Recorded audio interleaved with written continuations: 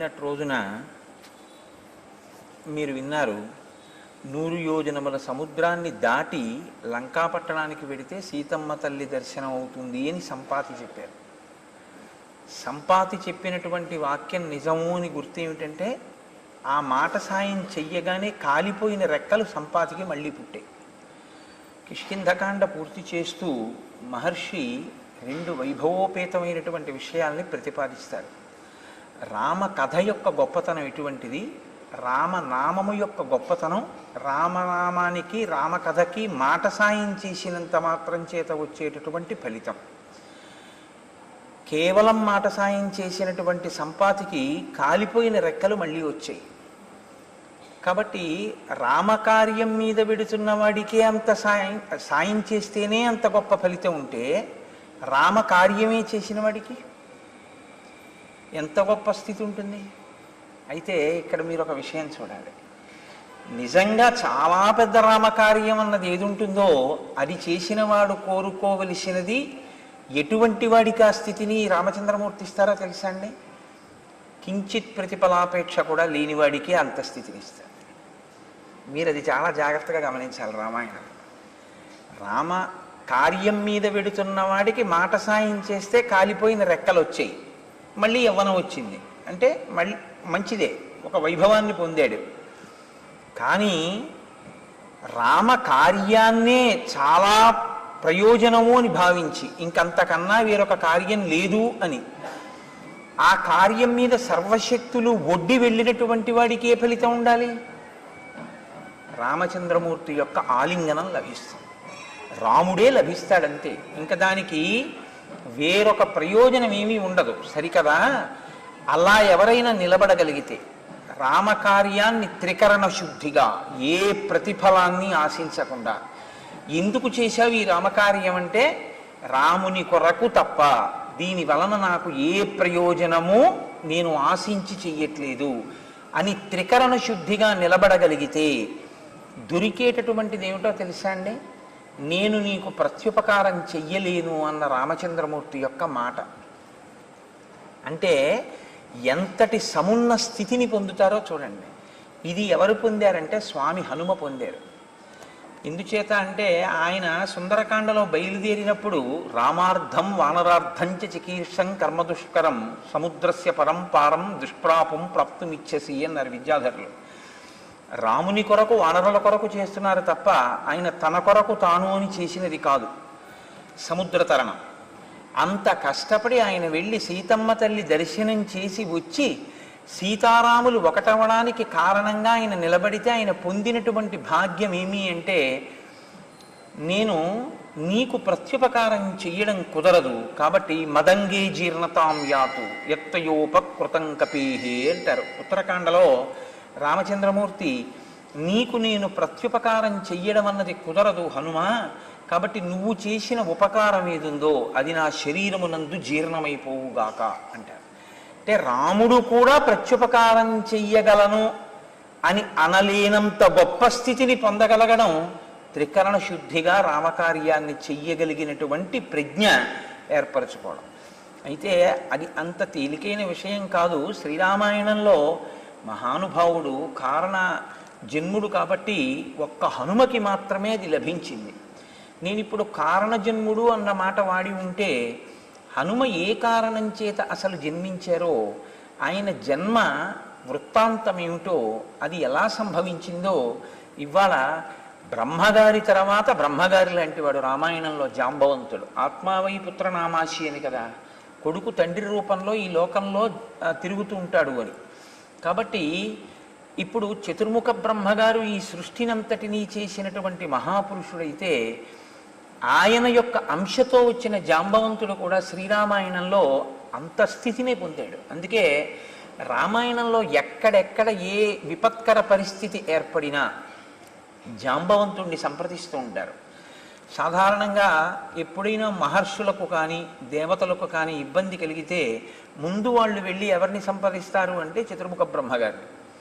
శ్రీరామాయణంలో జాంబవంతుణ్ణి సంప్రదిస్తూ ఉంటారు. ఆయన పెద్దరికం అటువంటిది. కాబట్టి ఇప్పుడు ఆయన పెద్దరికం ఏమిటో కిష్కింధకాండ పూర్తయ్యేటప్పుడు మహర్షి ఆవిష్కరిస్తారు. ఆయన వయసు రీత్యాను పెద్దరికం, వయసుతో పాటు ఆయన చేసినటువంటి కార్యాలు కూడా అంత దక్షతతో కూడుకున్నవి.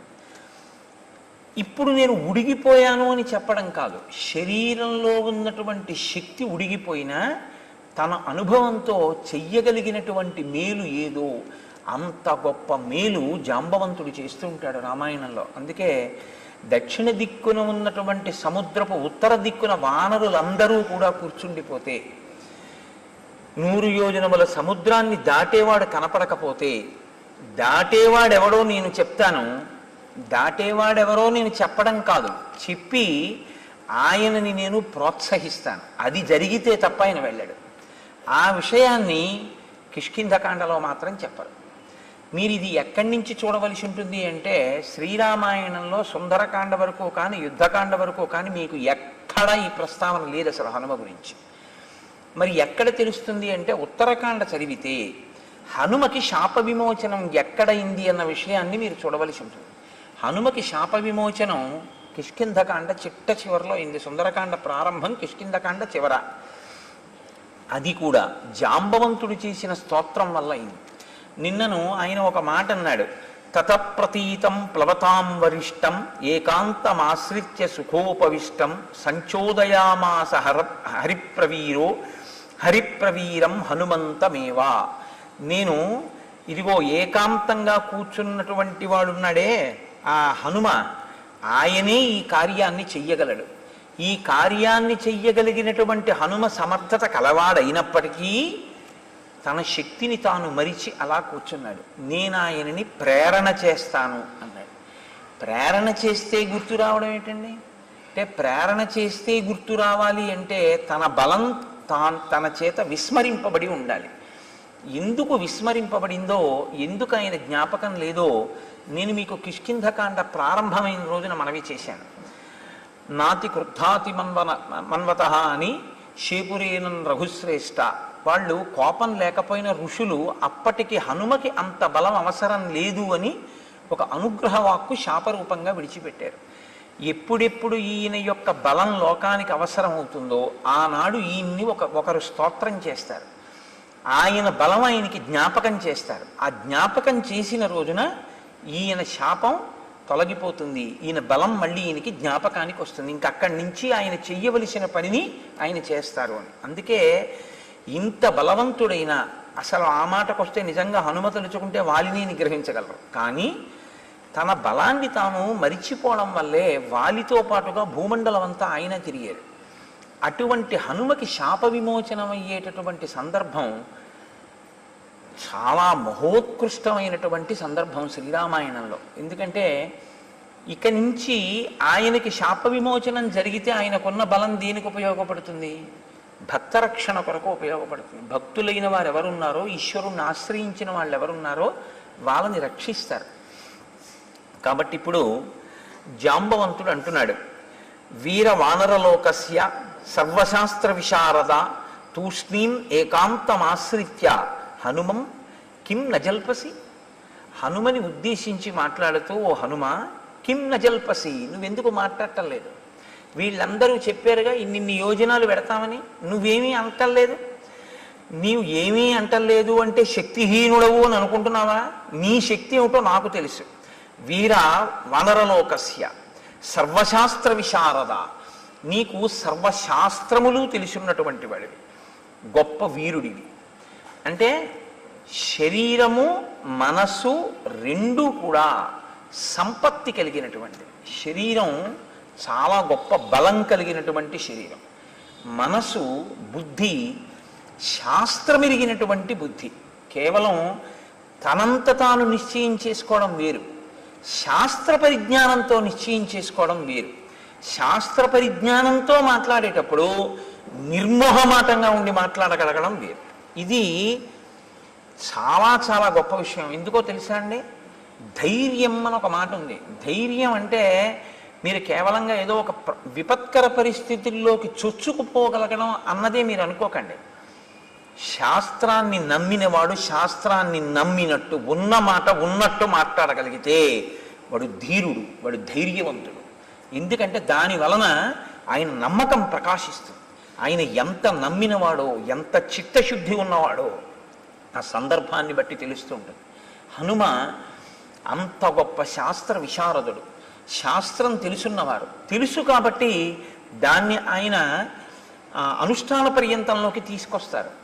అందుకే మీరు ఎదర సుందరకాండలో వింటారు, నమస్కారం దగ్గర నుంచి ఏ కాలు పెట్టి లంకాపట్టణంలోకి ప్రవేశించాలి అన్నదాన్ని, ఎటువంటి శరీరంతో లంకాపట్టణంలో ప్రవేశించాలి అన్నదాన్ని, మాట్లాడేటప్పుడు ఎలా మాట్లాడాలి అన్న విషయాన్ని, రావణ దర్శనం చెయ్యాలి అంటే ఏది చేసి రావణ దర్శనాన్ని సాధించవచ్చు అన్నదాన్ని, ప్రతి చిన్న విషయాన్ని ఆయన ఎంత గొప్పగానో పర్యవలోకనం చేస్తారు. ఇది ఇంత గొప్ప ప్రజ్ఞ ఉన్నా అప్పుడప్పుడు చిన్ని చిన్ని వైక్లభ్యాలు వస్తూ ఉంటాయి, రాకపోవడం అన్నది ఉండదు. కానీ ఎవడికి శాస్త్ర పరిజ్ఞానం పక్కన భక్తి ఉందో వాడికి అటువంటి తొట్టుబాటు వచ్చినప్పుడు ఈశ్వరుడు వాడిని రక్షిస్తూ ఉంటాడు. నువ్వు తొట్టుపడ్డావు ఇవాళ, అలా తొట్టు పడకు అని మళ్ళీ ఉంచుకోగలిగినటువంటి శక్తిని ఇస్తాడు. ఇది మీరు చాలా జాగ్రత్తగా రామాయణంలో గమనించవలసి ఉంటుంది. ఒకసారి తొట్టు పడితే పాతాళ లోకం వరకు పడిపోతాడు ఒక్కొక్కడు. ఎందుకు పడిపోతాడో తెలుసా అండి? శాస్త్రం తెలియక కాదు, శాస్త్రం తెలిసి, శాస్త్రం తెలిసిన్నవాడే. దేనికి పడిపోతాడంటే, నాకు శాస్త్రం తెలిసన్న అహంకారం ఉంటుంది తప్ప ఈశ్వరుడి యందు భక్తి లోపించి ఉంటుంది. ఈశ్వరుని యందు భక్తి లేకుండా కేవలము శాస్త్రం ఒకటి తెలిసి వచ్చినటువంటి వైక్లభ్యము పడగొట్టేస్తుంది. శాస్త్రము తెలిసి వైక్లభ్యం వచ్చినా దిద్దుకోగలిగినటువంటి ఉంచుకోగలిగిన స్థితి ఎక్కడి నుంచి వస్తుందంటే భక్తిలోంచి వస్తుంది. నేను ఇవాళ ఏ మాట అన్నానో ఆ మాటని మీరు చాలా జాగ్రత్తగా గమనిస్తూ ఉండండి. హనుమ విషయంలో ఇది మీకు ప్రస్ఫుటంగా తెలుస్తూ ఉంటుంది. ఆయన కూడా అక్కడక్కడ కొద్దిగా తప్పటడుగు వేస్తూ ఉంటారు. మండోదరిని చూసి సీతమ్మ అనుకుంటూ ఉంటారు. సీతమ్మ కనపడలేదని నే చచ్చిపోతానంటారు. కానీ ఎక్కడెక్కడ హనుమ అటువంటి ఉద్వేగాన్ని పొందుతారో అక్కడక్కడ ఈశ్వరుడు ఆయనకి అండగా వచ్చి కాపాడుతుంటాడు. ఎందుకు వచ్చి కాపాడతాడు అంటే ముందు ఆయన బుద్ధిని నిలబెడుతుంటాడు. బుద్ధి నిలబడితే కదండి శరీరం నిలబడ్డం. బుద్ధి నిలబడలేకపోతే శరీరంలో బలం ఉండి ప్రయోజనం ఏమిటి? ఇది హనుమయందు ప్రకాశించేటటువంటి గుణం. కారణం ఏమిటంటే ఆయన భక్తి తత్పరత. అందుకే కొద్దిగా ఒడుదుడుకులు వచ్చినా ఉంచుకోగలిగిన వాడు ఎవరంటే, నిలబడగలిగిన వాడు ఎవరంటే భక్తి కలిగిన వాడే. ఆ భక్తి అంటూ ఉందనుకోండి, అది ఎన్ని ఇబ్బందుల నుంచి అయినా బయటపడేస్తుంది. అదొక్కటి లేదనుకోండి, ఎప్పుడైనా జారిపోయే ప్రమాదం ఉంటుంది. ఎందుకంటే అహంకారం అనేటటువంటిది పక్కన పెరిగిపోతూ భక్తి తరిగిపోతే తాను ఏది చదువుతాడో దాని మీదే నమ్మకం లేని స్థితికి వెళ్ళిపోతాడు. అప్పుడు ఏమవుతుందంటే ప్రమాదంలోకి జారిపోతాడు. రావణాసురుడి యందు ప్రకాశించేటటువంటి లక్షణం అది. ఆయనకి శాస్త్ర పరిజ్ఞానం ఉంది, ఆయనకి తెలుసు. కానీ ఆయన దేనికి వాడుకుంటాడంటే తను చేస్తున్నదే మంచి పని అన్నదాన్ని సమర్థించుకోవడానికి, శాస్త్రాన్ని మార్చి చెప్పడానికి ఉపయోగిస్తాడు. తనకి అనుకూలంగా శాస్త్రాన్ని తిప్పుతాడు తప్ప శాస్త్రం ఎలా ఉందో తాను అలా ప్రవర్తించాడు. ఎందుకని? భక్తి అన్నది లోపించడమే దానికి కారణం. ఆ భక్తి లోపం వచ్చిందనుకోండి, భక్తి లోపం అంటే విశ్వాసమేనండి. సా శ్రద్ధ కవితా సిద్ధి యయా వస్తూపలభ్యతే. ఆ శ్రద్ధ ఉంటే గురువు యందు ఈశ్వరుడు యందు ఆ శ్రద్ధ ఉందనుకోండి, అది మిమ్మల్ని కాపాడేస్తుంది. కాబట్టి జాంబవంతుడు అంటున్నాడు, నీవు సర్వశాస్త్ర విశారద తూష్ణీం ఏకాంతమాశ్రిత్య హనుమన్ కిం నజల్పసి. నీవు ఏమీ మాట్లాడకుండా ఇన్ని ఎరుగున్నవాడివి ఒక్కడివే ఎందుకు కూర్చున్నావు? హనుమన్ హరిరాజస్య సుగ్రీవస్య సమోహ్యపి హనుమన్ హరిరాజస్య సుగ్రీవస్య సమోహ్యసి రామలక్ష్మణయోశ్చాపి తేజసాచ బలేన చ. ఓ హనుమ, నీవు వానరుల కందటికి ప్రభు అయినటువంటి సుగ్రీవుడు ఏ స్థాయిలో ఉన్నవాడో, ఎంతటి బలవంతుడో, నీవు కూడా అంతటి బలవంతుడవే. ఈ మాట వెనక ఉన్నటువంటి తర్కాన్ని మీరు గమనించాలి. ప్రభువుతో సమానమైనటువంటి బలవంతుడు అనుకోండి, ప్రభువుతో సమానమైన శాస్త్ర పరిజ్ఞానం ఉన్నవాడు అనుకోండి, నేను ఈయన మాట వినేది ఏమిటనేటటువంటి లక్షణం ఒకటి ఉంటుంది. కానీ ప్రభువుతో సమానమైన వాడైనా ప్రభుత్వాన్ని గౌరవించేటటువంటి వాడు ఆయన. ఆ బలాలు ఎప్పుడు చూసుకోడు. ఆయన సింహాసనం మీద ఉన్నాడు, నేను ఆయన మాట వినాలి. ఇది వినయం. ఈ వినయం హనుమయందు చాలా చాలా గొప్పది. అందుకే ఈ వినయానికి పరాకాష్ట ఎక్కడంటే, మీకు హనుమ ఎప్పుడు కనపడ్డా రామచంద్రమూర్తి యొక్క పాదాల దగ్గర కూర్చుని ఎప్పుడు ఆయన పాదాల వంక చూస్తూ ఇలా నమస్కారం చేస్తూ ఉంటారు. మీరు చూడండి, లోకంలో ఇద్దరు ఉంటారు. వాళ్ళు మీరు పూజ చేద్దామని వెళ్ళినా సరే, పిడుగులు పడిపోయినా సరే, వడగళ్ళ వాన పడిపోయినా సరే, పెద్ద పెద్ద బాజాలు వాయించినా సరే, వాళ్ళు మాత్రం తల తిప్పరు. అలా తల తిప్పకుండా ఎప్పుడు ఈశ్వరుణ్ణి చూసేటటువంటి వాళ్ళు ఒకడు నందీశ్వరుడు, రెండవ వారు హనుమ. ఎప్పుడూ రామచంద్రమూర్తి పాదాల వంక తదేక ధ్యానంతో చూసి మురిసిపోవడమే తప్ప అసలు ఇలా తల తిప్పి ఫోటో తీయించుకున్నది హనుమ ఎప్పుడూ లేదు. మీరు చూడండి, ఆయన ఎప్పుడు ఇలా ఎప్పుడూ ఉండరు, ఏ ఫోటోలోనూ అలా ఉండరు. ఆయన ఎప్పుడు రామపాదాలనే చూస్తూ నమస్కారం చేస్తూ ఉంటారు. అంటే ఆయన వినయం అటువంటిది. కాళ్ళ దగ్గర కూర్చుంటారు. అదండి కింద పడినట్టు ఉంటుంది, కానీ మహోన్నతికి కారణం అదే అవుతుంది. పెద్దలైన వారు చాలా సంతోషించేది, పెద్దలు సాధారణంగా లొంగిపోయేది, ఆశీర్వచనం ఇచ్చేది, వాళ్ళ ఉన్నతిని కోరుకునేది.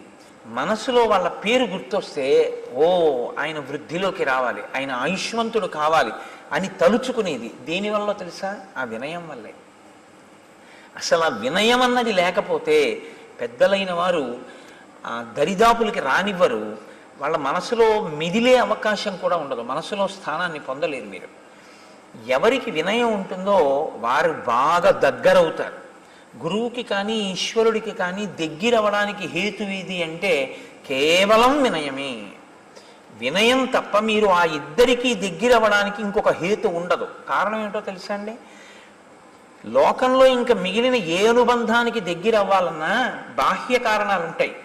ఒక భర్తకి భార్య దగ్గర అవ్వడానికి ఒక ప్రేమ ఏదో కారణం ఉంటుంది, ఒక కొడుకు తండ్రికి, ఒక కూతురు తల్లికి, ఒక కోడలు మామగారికి, అలా దగ్గర అవ్వడానికి కొన్ని కారణాలు ఉంటాయి, ఏదో బాహ్యమైనటువంటి కారణాలు ఆ ప్రేమలు. కానీ గురువు గారికి ఈశ్వరుడికి దగ్గర అవ్వడానికి కారణం ఏమిటో తెలుసా? వినయం ఒక్కటే కారణం. ఎందుకు వినయాన్ని అడుగుతారు అని మీరు నన్ను ప్రశ్న వేయచ్చు. వాళ్ళకి ఇవ్వడానికి వాళ్ళు కోరుకున్నది నీ వద్ద లేదు. ఎందుకో తెలుసా అండి ఈ మాట నేను అంటున్నాను? వారికి అసలు కోరికుంటే తృప్తి ఉంటుంది. తృప్తి ఎప్పుడు ఉంటుందండి? కోరికుంటే. ఇప్పుడు నాకు తృప్తి అన్న మాట ఒకటి, ఇప్పుడు నాకు కోరిక ఉంటే, నాకు ఏదో గుంటూరులో ఒక జిలేబీ తినాలి అని నాకు కోరిక వచ్చింది అనుకోండి, పట్టుకొచ్చి హరిప్రసాద్ గారు నాకు జిలేబీ పెట్టారనుకోండి, నేను తింటే నాకు తృప్తి. అసలు నాకు దేని మీద వ్యామోహం లేదు. మీరు తీసుకొచ్చి అక్కడ పెట్టినా నాకు దాని మీద ఏం అనురక్తి లేదు. నేను తినాలని నేనేం కోరిక పడను అనుకోండి. నేనంటే అలా అన్నానని మీరు అనుకోవద్దు. నేను ఇంద్రియ చాపల్యం ఉన్నవాడిని, నేనేం గొప్పవాడిని అని చెప్పట్లేదు, ఒక ఉదాహరణ చెప్తున్నాను అంతే. ఇప్పుడు నాకు తృప్తి మీరు ఎలా తీసుకొస్తారు చెప్పండి? నాకే కోరిక లేదు. ఏ కోరిక లేని నాకు మీరు ఏం చేసి తృప్తినిస్తారు?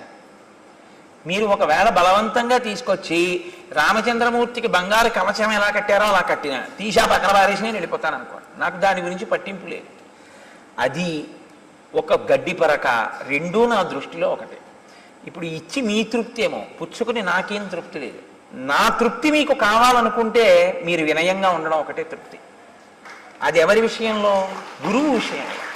నా విషయంలో అన్నది ఉదాహరణ బాగా అర్థమవుతుందని చెప్పాను తప్ప నేను ఆ స్థాయిని నేను చెప్పట్లేదు. అప్పుడు నాకు అహంకారం అవుతుంది. ఏమీ ఆశించని వాడు గురువు కనుక ఆ గురువు దేనికి లొంగుతాడు? ఆయన పాదాల్ని పట్టుకుంటే, గురువుగారి దగ్గర వినయంతో నిలబడగలిగితే చాలు, గురువుగారు పొంగిపోతారు. అందుకే ఈ వినయానికి పరాకాష్ట కింద ఉంటారు. ఈశ్వరుడి దగ్గర అంతే. మీరు ఈశ్వరుడికి ఏమి ఇస్తారండి? మిమ్మల్నే ఈశ్వరుడు సృష్టించాడు. మీ ఊపిరితిత్తులు ఈశ్వరుడు ఇచ్చాడు, మీ గుండెకాయ ఈశ్వరుడు ఇచ్చాడు, మీ మూత్రపిండాలు ఈశ్వరుడు పెట్టాడు, మీ మాట ఈశ్వరుడు ఇచ్చాడు, మీరు తినడానికి పదార్థాలు ఈశ్వరుడు ఇస్తున్నాడు, పచనం ఆయన చేస్తున్నాడు, జీర్ణం ఆయన చేస్తున్నాడు. ఆయనకి మీరేమి ఇస్తారు? యాపిల్ పండు మీరు సృష్టించారేంటి? ఈశ్వరుడు సృష్టించాడు. యాపిల్ పండు కొనడానికి డబ్బు మీరు సృష్టించారేంటి? శక్తి మీకు ఇచ్చి మీకు ఉద్యోగం చేయించి డబ్బు ఇప్పిస్తున్నాడు.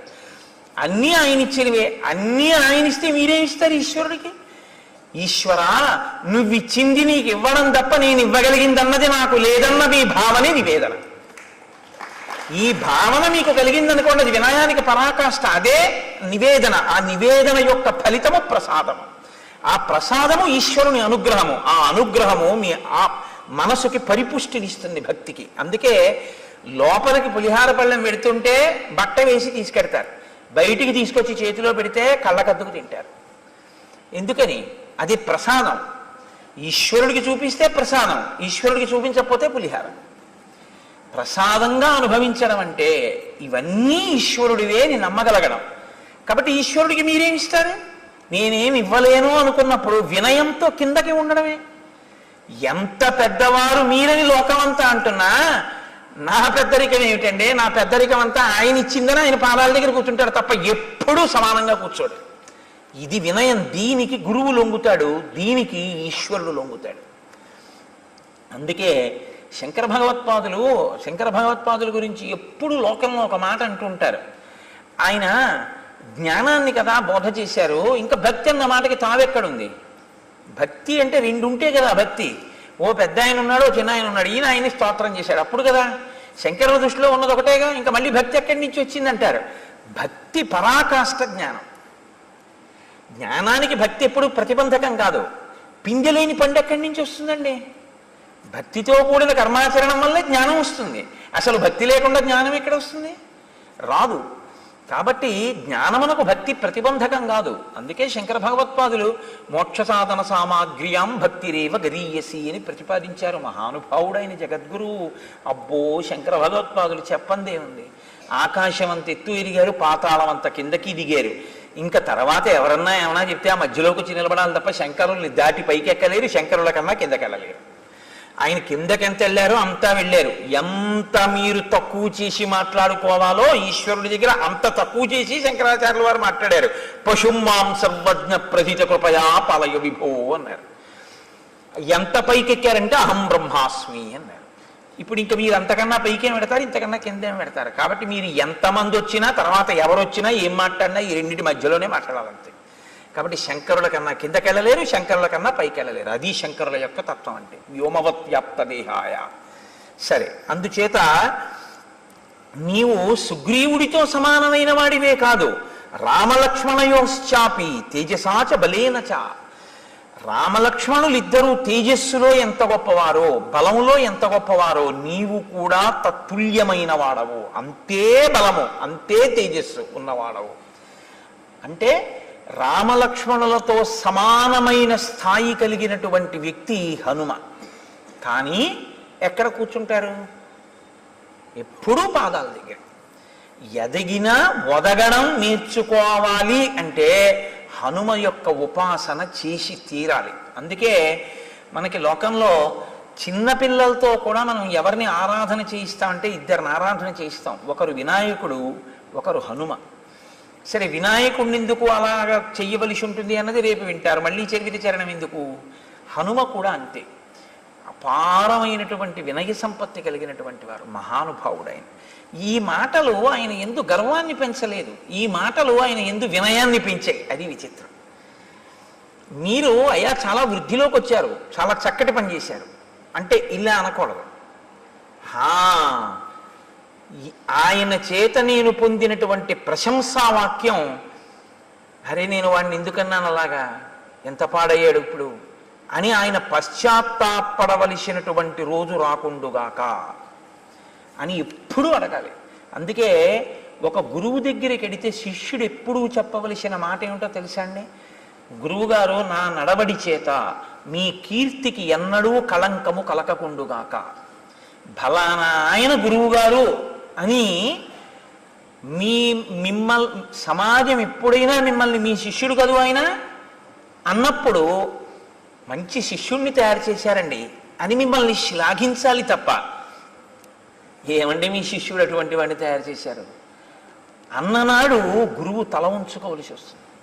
కాబట్టి నా నడవడి ఎన్నడూ అలా ఉండకుండుగాక అని మనం గురువు గారి దగ్గర ప్రతిజ్ఞ చేసుకుంటూ ఉండాలి. ఎప్పుడు గురువుగారి దగ్గర చెయ్యవలసిన ప్రతిజ్ఞ అదే తప్ప గురువుకి నువ్వు చేయగలిగినది ఏదీ ఉండదు. ఎందుకో తెలుసా అండి, ఆయన నిత్యతృప్తుడు, ఆయన ఎప్పుడూ తృప్తితోనే ఉంటారు. అటువంటి తృప్తి కలిగి ఆంతర తృప్తి, అది ఆశ్చర్యకరమైన విషయం.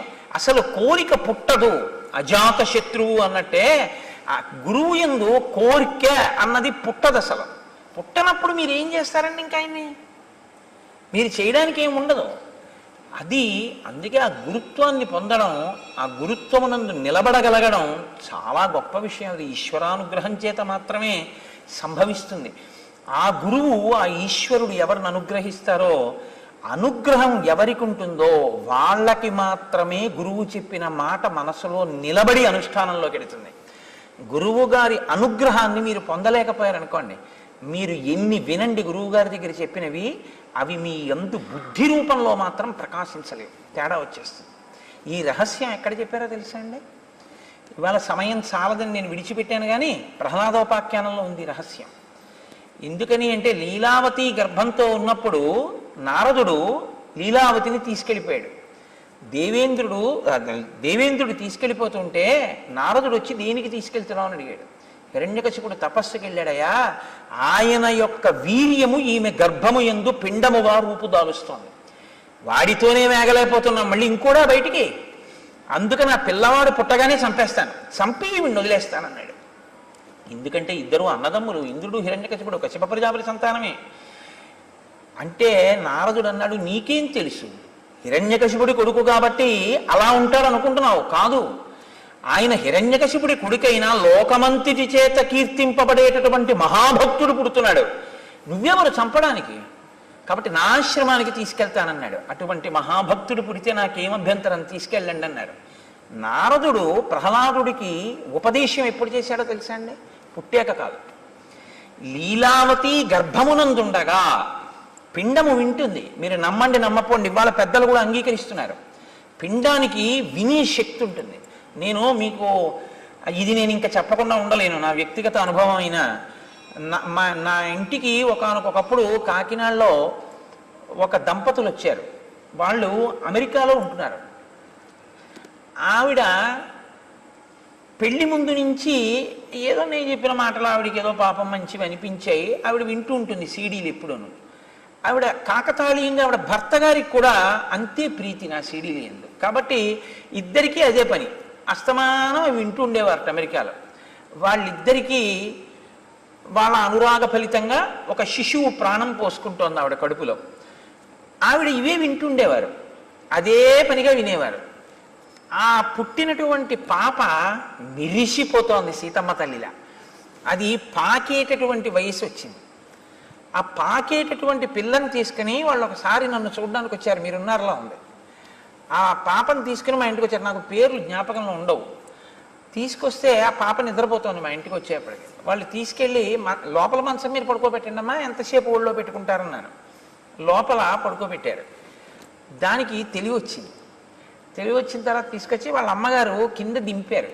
దింపితే నేను అంత దూరంలో కుర్చీలో కూర్చుని మాట్లాడుతున్నాను, వాళ్ళు కూర్చుని మాట్లాడుతున్నారు. ఆ పిల్ల గబ్బ గబ్బ గబ్బ గబ్బ గబ్బ గబ్బ పాక్కుంటూ వచ్చి నా రెండు కాళ్ళు పట్టుకుని ఇలా తలెత్తి చూస్తాను. నేను దాన్ని ఎత్తుకుని తొడ మీద కూర్చోబెట్టుకున్నాను. తొడ మీద కూర్చోబెట్టుకుని, ఏమమ్మా ఏం అలా చూస్తున్నావు అన్నాను. అది ఇంట్లోంచి వెళ్ళిపోయే వరకు నేను మాట్లాడుతుంటే అది నా నోటి వంక ముఖం వంక అలా చూస్తూనే ఉంది. అంటే అది తల్లిగారి గర్భంలో ఉండగా నా మాటలు అదే పనిగా విని అది నిద్రపోతున్నది నా మాటలకు ఉలిక్కి పడి లేచింది. నేను ఇన్ని నెలలుగా వింటున్న మాటలు ఈ శరీరంలోంచే వస్తున్నాయన్నమాట. అందుకని అది నా నోటిని నా ముఖాన్ని ఆశ్చర్యంగా అలా చూస్తూ కూర్చుంది ఒళ్ళో. కాబట్టి వింటాయి గర్భస్థ పిండాలు. నారదుడు చెప్పినటువంటి మాటలు లీలావతి తల ఊపుతూ వింది, లోపల ప్రహ్లాదుడు విన్నాడు. ప్రహ్లాదుడు బయటికి వచ్చాడు, లీలావతి అంతఃపురానికి వెళ్ళింది. అంతఃపురంతో ప్రహ్లాదుడు వెళ్ళాడు. లీలావతి మరిచిపోయింది, ప్రహ్లాదుడికి గుర్తుండిపోయింది. ఇది రాక్షసుల పిల్లలతో చెప్తూ ప్రహ్లాదుడు ఒక రహస్యం చెప్పాడు. ఆయన అన్నాడు, వెల్లిగొన నాటి నుండి అనుగ్రహం చేత, గురువు గారి యొక్క అనుగ్రహం చేత, గురువు యొక్క అనుగ్రహం, ఈశ్వరానుగ్రహం ఎక్కడుంటాయో అక్కడ గురువు గారి నోటి వెంట వచ్చినటువంటి మాటల్ని మరిచిపోవడం ఉండదు. మనసు తిప్పి తిప్పి తిప్పి తిప్పి అనుష్ఠానంలోకి తీసుకొస్తుంది. అది లేదనుకోండి మరుపు కిందకి వెళ్ళిపోతుంది. కాబట్టి ఒక్కొక్కరి యందు విన్న విషయాలు, తెలుసుకున్న విషయాలు ఇంకా వినయం వైపుకి తీసుకెడతాయి. కారణం ఏమిటంటే అది కారణజన్ములంటే. తప్ప మీరు ఫలానా వారితో సమానం అండి అన్నారు అనుకోండి, అంతే, ఇంకా వారే ఉందండి వాళ్ళతో సమానం నేనంటే ఇంకేమిటి అహంకారం? అలా అంటారు కానండి, ఆయన నేను సమానమా, అసలు నన్ను మాట్లాడిస్తున్నది ఆయన మహానుభావుడు అనగలిగితే నీకు వినయం ఉన్నట్లు.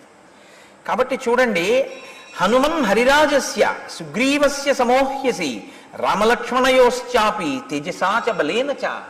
తేజస్సు యందు బలము యందు నువ్వు రామలక్ష్మణులతో సమానమైనటువంటి వాడివి. అరిష్టనేమిన పుత్రో వైనతేయో మహాబల గరుత్మానితి విఖ్యాత ఉత్తమ సర్వపక్షిణాం బహుశో హి మయా దృష్ట సాగరే స మహాబల భుజగానుద్ధరన్ పక్షి మహావేగో మహాయశాహ.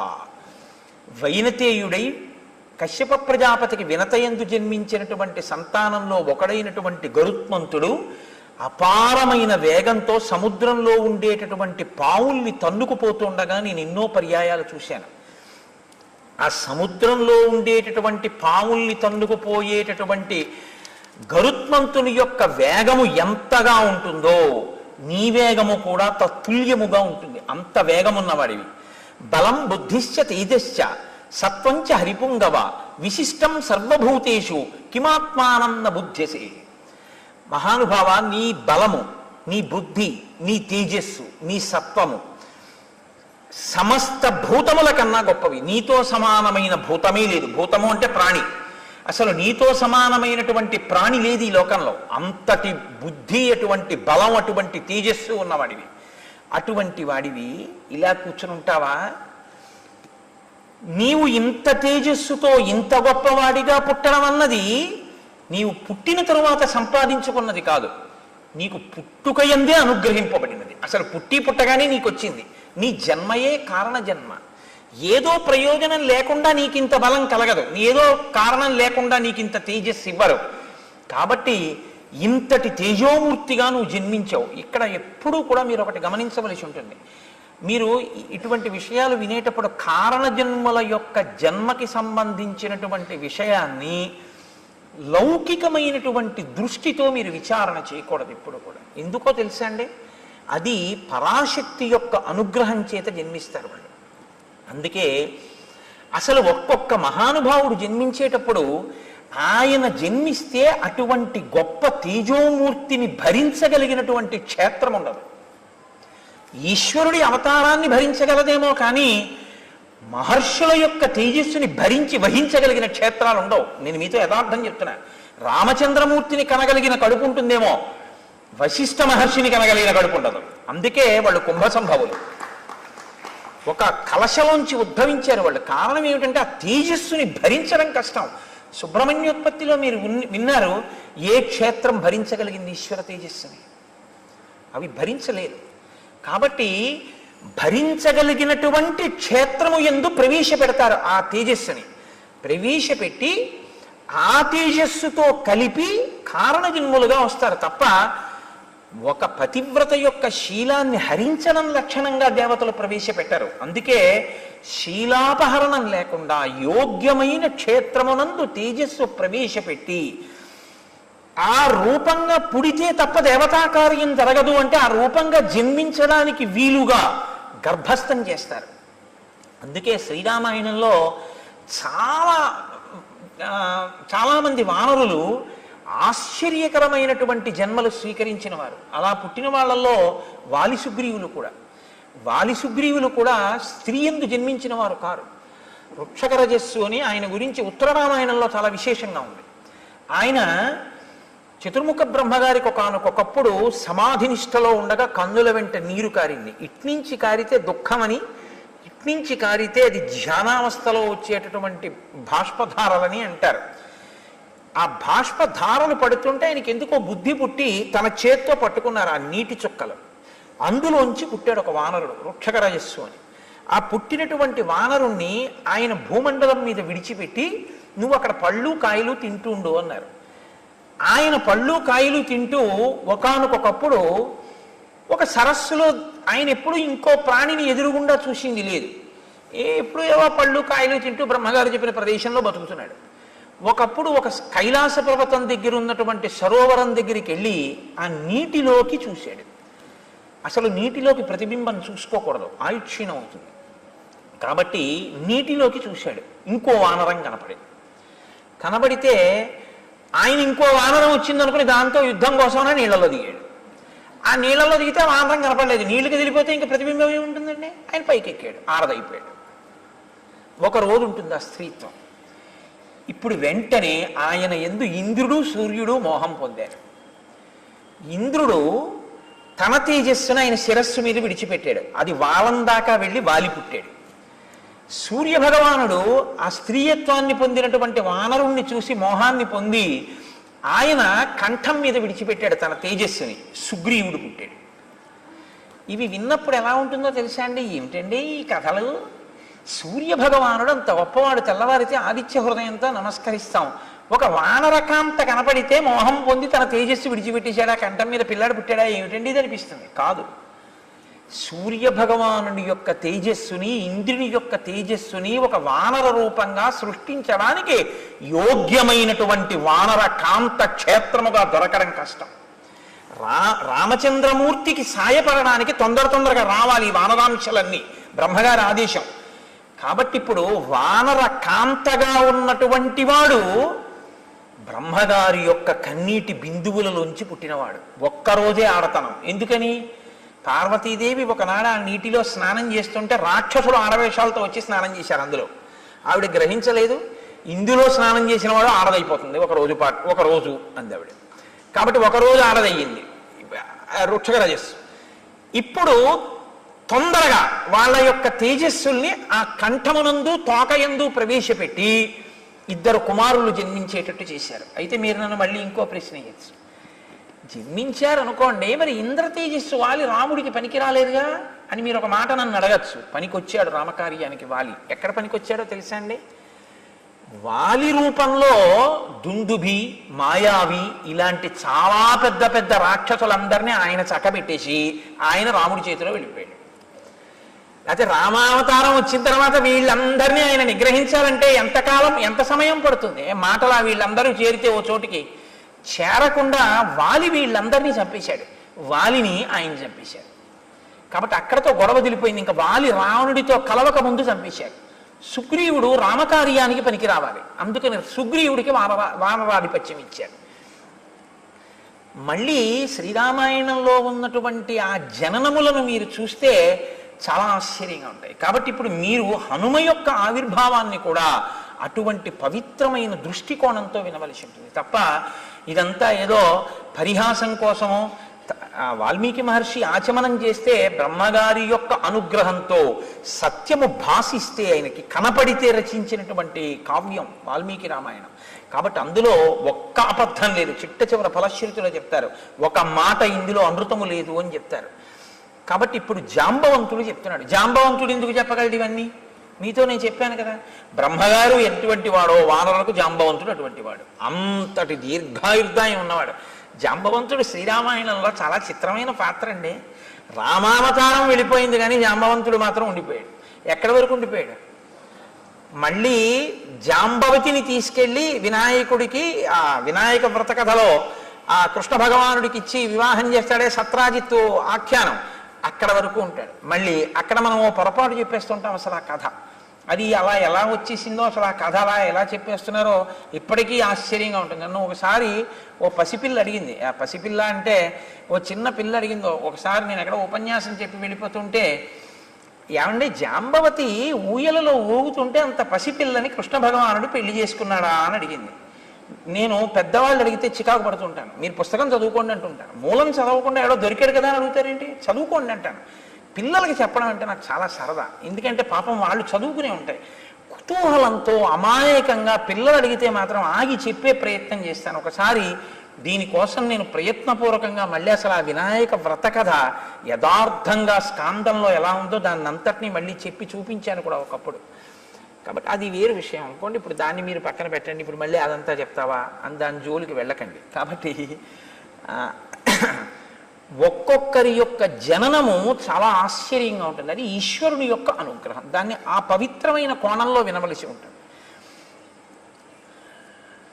కాబట్టి ఇప్పుడు జాంబవంతుడు అంటున్నాడు, అప్సరాప్సరసాం శ్రేష్ఠ విఖ్యాత పుంజిక స్థల అంజనీతి పరిఖ్యాత పత్ని కేసరిణో హరి విఖ్యాత త్రిశిలోకేషు రూపేణ ప్రతిమా భువి అభిశాపాదభూత్ తాత వానరీ కామరూపిణి దుహిత వానరేంద్రస్య కుంజరస్య మహాత్మనః. పుంజక స్థల అనబడేటటువంటి ఒక చాలా అందగత్తె అయినటువంటి అప్సరస ఒక ఆమె ఉండేది. ఆమె కామరూపిణి. ఆమెకి ఒకానొకప్పుడు ఒక శాపం కలిగింది. అందుచేత ఆమె వానరకాంతగా జన్మించింది. వానరకాంతగా కుంజరుడు అనబడేటటువంటి ఒక మహాయోధుడికి జన్మించింది. ఆవిడ్ని కేసరి అనబడేటటువంటి మరొక యోధుడికి ఇచ్చి వివాహం చేశారు. కోతికి కేసరి అన్న పేరు ఎలా వచ్చింది? మళ్ళీ మీరు దాన్ని జాగ్రత్తగా తెలుసుకుంటే, కేసరి అంటే సింహం. ఒకానొకప్పుడు శంఖము శబళ అని పేరు కలిగినటువంటి 2 ఏనుగులు ఉండేవి. అవి భరద్వాజ మహర్షి యొక్క ఆశ్రమ ప్రాంతంలో ఋషుల్ని చాలా ఇబ్బంది పెట్టి రాత్రికి రాత్రి వచ్చి ఆశ్రమాల మీద పడి ఆశ్రమాలని ధ్వంసం చేస్తుండేవి. ఆ 2 ఏనుగుల్ని నిగ్రహించగలిగినటువంటి బలవంతుడెవరు అని ఆలోచిస్తున్న కాలంలో ఈయన అంజనాదేవి భర్త అయినటువంటి వానరుడు ఆ 2 ఏనుగులతో యుద్ధం చేసి వాటిని మట్టు పెట్టాడు. 2 ఏనుగుల్ని ఏకకాలంలో చంపినవాడు కాబట్టి భరద్వాజ మహర్షి సింహం లాంటి వాడివి అని కేసరి అని బిరుదునామం ఇచ్చారు. ఆ బిరుదునామమే ఆయనకి లోకంలో ఉండిపోయింది. ఉండిపోయిన ఆ కేసరికి అంజనాదేవినిచ్చి వివాహం చేశారు. ఎవరి అంజనాదేవి? పుంజక స్థల అన్న అప్సరసయే. ఆమె శాపవశాత్తు కుంజరుడికి వానరకాంతగా జన్మిస్తే ఆ వానరకాంతనే తీసుకొచ్చి ఈ కేసరికి ఇచ్చి వివాహం చేశారు. ఆమె పేరు అంజన. ఇప్పుడు ఈమె ఒక అప్సరస, కానీ వానరకాంతగా ఉంది. చాలా గొప్ప అందగత్తె, కామరూపిణి. ఆమె ఎప్పుడు ఏ రూపం కావాలంటే ఆ రూపాన్ని పొందుతుంది. ఆమె ఒకనాటి సాయంకాలం ఒక పర్వత శిఖరం మీద నిలబడి ఉండగా వాయువు మనసా వచ్చి ఆమెని కౌగిలించుకున్నారు. ఎవడి ధూర్తుడు నా పాతివ్రత్యాన్ని భంగపరిచే ప్రయత్నం చేసినవాడు అని ఆవిడ అడిగింది. అడిగితే ఆయన వెంటనే ఒక మాట చెప్పారు. ఆయన అన్నారు, ఎందుచేతనంటే చాలా గొప్ప కారణజన్ముడు రావాలి. ఆయన వస్తే తప్ప రామాయణాన్ని ఒడ్డుకు చేర్చడం ఒక సాధ్యం కాదు. కాబట్టి ఇప్పుడు శివతేజస్సు, వాయువు శివుని యొక్క అష్టమూర్తుల్లో ఒకటి. అంత తేలికగా ఆ అవతారం రావడం సంభవం కాదు. చాలా జాగ్రత్తగా క్షేత్రమునందు చేరవలసి ఉంటుంది. అది సుబ్రహ్మణ్యోత్పత్తిలాగా. కాబట్టి వాయు అన్నారు, నత్వాం హింసామి శుశ్రోణి మా భూత్తే సుభగే భయం మనసాస్మి గతో యత్వాం పరిష్వజ్య యశస్వినీం అని పిలిచారు. యశస్వినీం, ఓ కీర్తి కలదానా, మహాపతివ్రతవు అన్న కీర్తి నీకుంది. అమ్మా, నీ కీర్తిని చెరపడానికి వచ్చిన వాణ్ణి కాదు. దేవతా కార్యము నిర్వహింపబడడానికి ఒక అత్యంత తేజోవంతుడైనటువంటి పిల్లవాడొకడు వానరుడిగా జన్మించాలి. నువ్వు వానర కాంతగా ఉన్నావు కాబట్టి నా తేజస్సుని మనసా చేరుస్తాను. అప్పుడు నువ్వు ఆ తేజస్సుని లోపల వానరంగా వృద్ధి చేసి ప్రసవించవలసి ఉంటుంది.